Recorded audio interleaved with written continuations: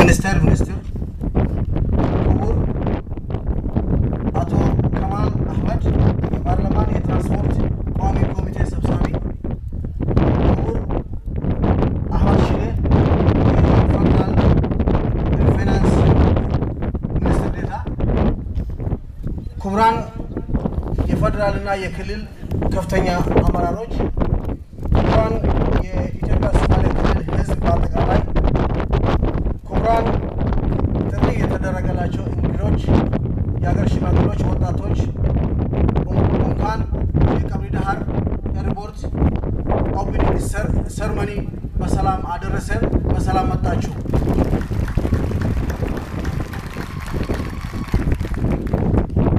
የኢትዮጵያ ሶማሌ ክልል ከደርግ ውድቀት በፊት እዚህ ግባ የሚባል የልማት ስራ ያልተከናወነበት ከመሆኑ በላይ በግፍ በደልና ጭቆና ያሳለፈ ህዝብ ነው።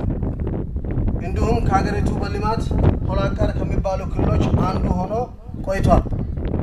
ይሁንና የደርግ መንግስት መወደቁን ተከትሎ ክልሉ ራሱን በራሱ የማስተዳደር እድል የተሰጠ ቢሆንም የተገኘው እድል በውቦ ጸረ ሰላም እና በኢትሃድ ጸረ ሰላም ኃይሎች ምክንያት በወቅቱ መጠቀም አልተቻለም ነበር።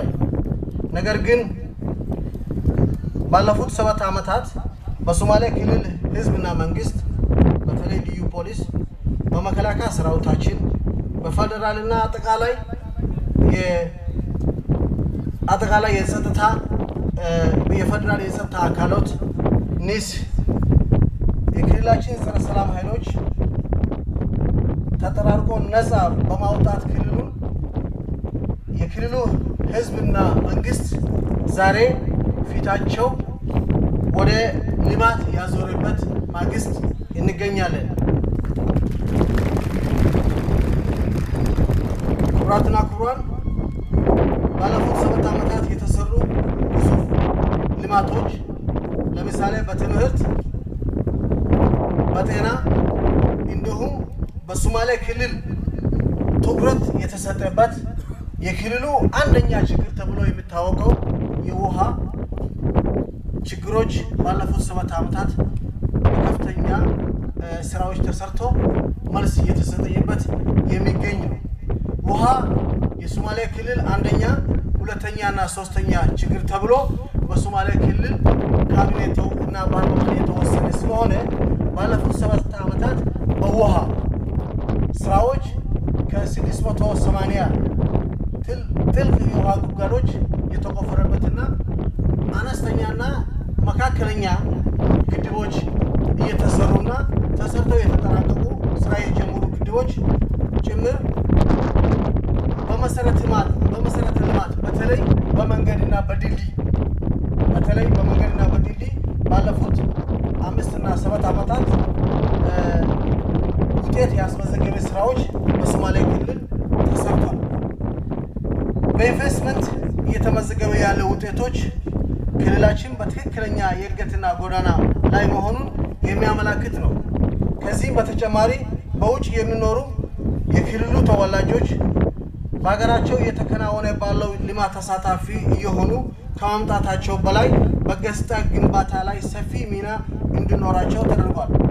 ክቡራትና ክቡራን፣ የህዝባችንን የልማት ፍላጎት ተከትሎ ይህ በዛሬ ዕለት በክልሉ መንግስት ተገንብቶ በይፋ ተመርቆ ስራ የሚጀምረውን የቀብሪ ዳህር ኤርፖርት አንዱ የግንቦት 20 ድል ፍሬ ነው። በዚህም ለክልላችን ህዝቦችና ለመላው የኢትዮጵያ ህዝብ እንኳን ደስ አላችሁ ለማለት እወዳለሁ። ሀገራችን ኢትዮጵያ የጀመረችውን የህዳሴ ጉዞ ከዳር ለማድረስ የክልላችን መንግስትና ህዝብ ከምን ጊዜም በላይ ታጥቆ በመነሳት እየሰራና እንደሚሰራ በዚሁ አጋጣሚ አረጋግጣለሁ። ክቡራትና ክቡራን፣ በመጨረሻ ይህ ኤርፖርት ተጠናቅቆ ስራ እንዲጀመር የገነባውን የኢትዮጵያ ሶማሌ ልዩ ኮንስትራክሽን ኢንተርፕራይዝ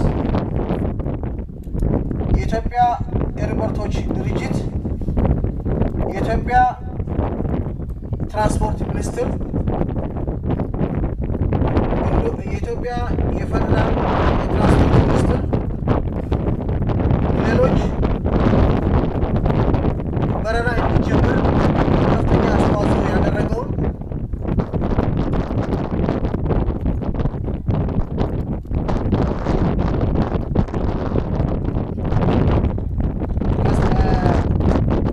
መከላከያ ሰራዊታችን፣ ፌደራል ፖሊስ፣ ሲቪል አቪዬሽን፣ ኒስ እና ሌሎች በቀጥታና በተዘዋዋሪ በተለያየ ጊዜ ሲጎበኙ የነበሩ እና በጉብኝቱ ወቅትም የተለያየ አስተያየትና ምክር ሲሰጡ የነበረ የኢህአዴግ ከፍተኛ አመራሮች ሁሉም በራሴና በክልሉ ህዝብ ስም ላመሰግን እወዳለሁ። በመጨረሻ እዚህ የመጡት የከፍተኛ የፌደራል አመራሮች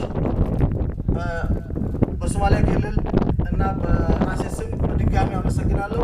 ጊዜያችሁን ሰውታችሁ ያለ የስራ ጫና እናውቃለን።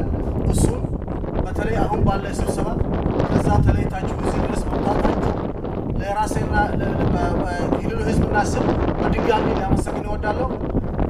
የክቡር እንግዳው የዛሬ የዚህ በዓል ክቡር እንግዳ ዶክተር ደብረጽዮን ንግግር እንዳደርግ በአክብሮት እጋብዛለሁ።